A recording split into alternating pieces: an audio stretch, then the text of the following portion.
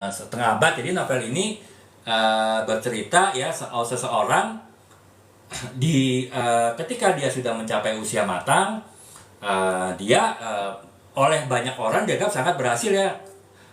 Kenapa? Ya karena dia dalam usia 40 tahunan sudah menjadi seorang direktur di suatu perusahaan besar gitu. Kemudian dia menikah dengan cinta pertamanya ya, walaupun awalnya dia tidak bisa mendapatkan cinta pertamanya gitu. Istilahnya kedahuluan ya oleh temannya, tapi pada akhirnya si Pradana, tokoh utama novel ini tuh bisa mendapatkan cinta dari si Maudi ya, si cinta pertamanya tadi. Dan akhirnya mereka dikaruniai dua orang anak ya, dua orang anak yang sehat, yang cerdas, pintar, dan juga soleh dan soleha gitu. Dan dari sisi Maudi sendiri kan mendirikan perusahaan konsultan arsitek, dan perusahaan itu menjadi perusahaan yang besar. Jadi ya kalau kita lihat kan secara cita, secara cinta, secara kehidupan keluarga itu mereka sangat bahagia. Nah itu bercerita mengenai masa saat ini gitu, dimana itu tadi si tokoh Pradana ini sudah mencapai keberhasilan hidup. Nah akan tetapi pada satu titik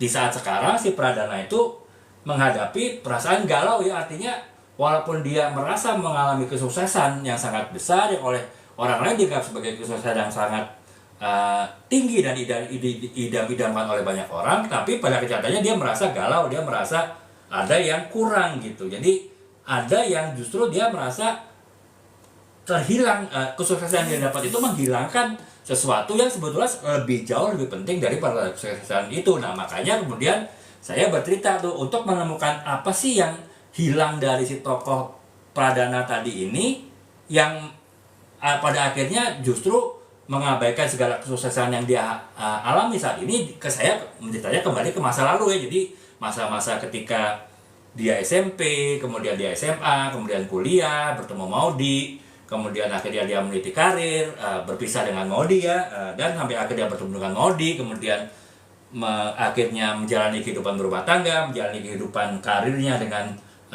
tahap demi tahap mencapai kesuksesan. Disitulah kemudian si Pradana menyadari bahwa ada ada dua titik yang menyebabkan hidup dia yang sangat sukses itu pada saat akhirnya terasa hampa. Jadi itu teman-teman, novel ini walaupun novel hijrah tapi menggunakan metode flashback ya, jadi artinya bercerita dulu di masa sekarang, kemudian kembali ke masa lalu untuk mencari tahu apa yang terjadi di masa lalu yang berpengaruh kepada kehidupannya di masa ini. Jadi kurang lebih itu ya.